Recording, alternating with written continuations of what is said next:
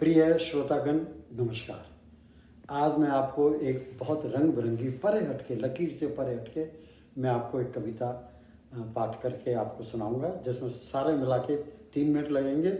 और मैं आपसे आगे चाहूँगा कि आप मेरे को 1 से 2 मिनट इस कविता का जो बैकग्राउंड है वो रोचक तरीके से मैं आपको बता सकूँ। वो वाकई में रुचिकर भी है और रोचक भी है।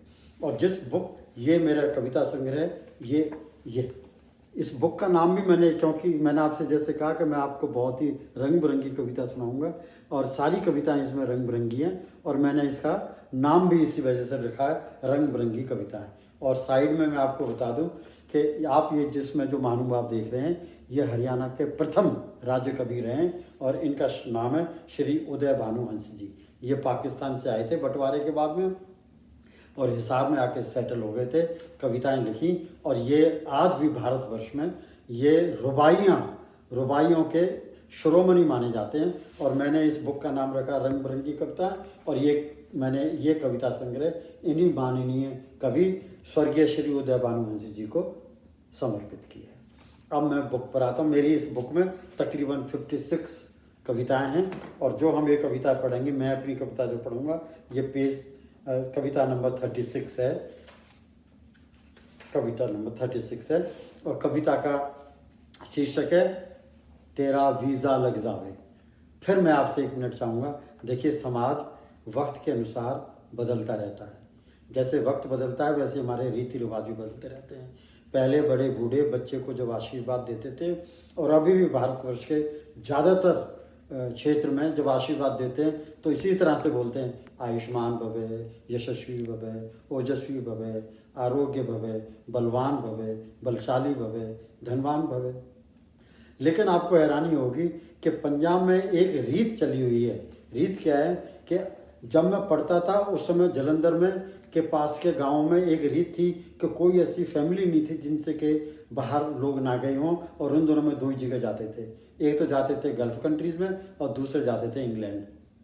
और आज की डेट में ये हालत है कि पंजाब का कोई गली कूचा नहीं जिसमें से बच्चे बाहर ना गए हों। सो मत सो कि अगर आप गांव में गलियों में जाएं दिन के टाइम पर 10-11 बजे के सुबह, तो आपको सूनी लगेंगी, क्योंकि वहाँ जितने भी जवान बच्चे हैं, लड़के हैं, वो सब बाहर गए हुए हैं। और लेबर जो आई है वो बिहार से आई है, जो खेतों पर लेबर काम करती है। और बड़े बूढ़े, जो मैं आपसे बात कहना चाहता हूँ वो ये है कि अब बाहर जाने के लिए बड़े बूढ़े अपने बच्चों को आशीर्वाद देते हैं, और आशीर्वाद देते हैं जो मेरी कविता का शीर्षक है तेरा वीज़ा लग जावे। अब मैं सिर्फ 3 मिनट लूँगा। तो अब माँ समझ लो, दादी समझ लो, दादा समझ लो, पिता समझ लो, बड़ी बहन समझ लो, बुआ समझ लो, है जी, या आपका शुभ चिंतक समझ लो। वो एक 18 साल का जो लड़का है, उसके मन में जो लौ जगी हुई है पंजाब में कि मैंने बाहर जाना है, तो उसको मन खुश करने के लिए और उसको और ज़्यादा प्रोत्साहित करने के लिए देखो क्या कहता है। कहता है तेरा वीज़ा लग जावे, तू विलायत चला जावे, अमेरिका जावे, तू धन दौलत के अंबार लगावे, तेरा वीज़ा लग जावे। तू गुरुद्वारे जा, गुरु जी के चरणों में जा, शीश टेक अरदास लगा, तेरा भाग जग जावे, तेरा वीज़ा लग जावे। तू माँ प्यो व दादा दादी का आशीर्वाद ले आशीर्वाद वडे वडेरा दा, वीर समेत अपनी भरजाई का, परिवार का वडे वडेरे वाहे गुरु से मन्नत मांगे, तुझे इनका आशीर्वाद लग जावे, तेरा वीज़ा लग जावे। अब वो क्या कह रहा है, देखिए आगे कह रहा है, वो बड़ा बूढ़ा जो उनको वो आशीर्वाद दे रहा है अपने बच्चे से, 18 साल के बच्चे से क्या कह रहा है। कहता पिंड दा हर मुंडा बेखबर बेरूनी मुल्क चला गया, कोई न्यूजीलैंड कोई इंग्लैंड चला गया, तेरी चाहत भी करेगी माता रानी पूरी, तेरा भी तकदीर जग जावे, तेरा वीज़ा लग जावे।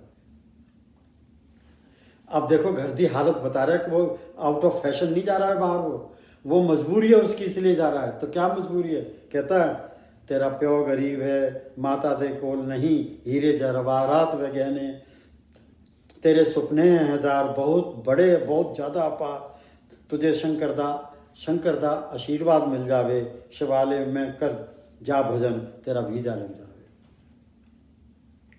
आप देखे जब जाता है उतो खबर भी बहुत आती है, खबर ये आती है कि किसी के साथ में हादसा हो गया, घर में सारे लोग परेशान हो जाते हैं। कितने ही ऐसे लोग हैं, माँ बाप दुखी हैं, जिनका एक इकलौता बेटा और वो बाहर चला गया और वहाँ जाके हादसा हो गया, मौत हो गई। तो उसमें देखिए क्या कह रहा है आशीर्वाद देते हुए, तू रहे सलामत इस जोखम भरे सफ़र में, तू रहे सलामत इस जोखम भरे सफ़र में, तेरा मालिक रखे तुझे सदा खुशहाल इस दुर्गम सफ़र में। गलत था पर ना पड़े तेरे कदम, लौट कर पैसे भर कर लावे, तेरा रब तुझे खुशहाली बख्शे, तेरा वीज़ा लग जाए। अंतिम, मन नहीं करता, आप देखो ये भी कह रहे हैं, सी उसके पेरेंट्स क्या कह रहे हैं, कहता मन नहीं करता तने विलायत गलंदा, मन नहीं करता तने विलायत गलंदा, तू कल्ला इकलौता पुत्र है इस टब्बर दा, दो तेरी बहना ने तूने नहीं इन्हां नूं व्याहना है, तू साड़ी मजबूरी समझ जावे, तू उम्र दराज हो जावे, तेरा वीज़ा लग जावे। धन्यवाद। तो ये देखिए कि अब अगर आप गुरुद्वारे में जाएं पंजाब में, तो गुरुद्वारे के बाहर पहले तो बहुत अलग सामग्री मिलती थी कि ये तुमने अंदर जाके लेके जाना है प्रसाद, और जनरली लोग कड़ा प्रसाद लेके जाते थे गुरुद्वारे में, और चीज़ तो इतनी अलाउड है नहीं। तो कोई 10 रुपये का, कोई 20 का, कोई 50 का। आपको हैरानी होगी, अब गुरुद्वारे में मैंने अपनी आंखों से देखा है कि गुरुद्वारे में वहाँ उन्होंने हवाई जहाज़ रखे हुए हैं, खिलौने, हवाई जहाज़ के खिलौने रखे हुए हैं, और बच्चे जो कढ़ा तो ले ही जाते हैं, लेकिन सबसे पहले वो हवाई जहाज़ खरीदते हैं, और हवाई जहाज़ जाके गुरु जी के चरणों में, श्री गुरु ग्रंथ साहिब जी के चरणों में वहाँ वो अरदास लगाते हैं कि हे गुरु ग्रंथ साहिब जी, हे मेरे गुरु साहिबान, मुझे आशीर्वाद देना, मैं आपको हवाई जहाज़ दे रहा हूँ कि मुझे वीज़ा मिल जाए और मैं बाहर चला जाऊँ। धन्यवाद।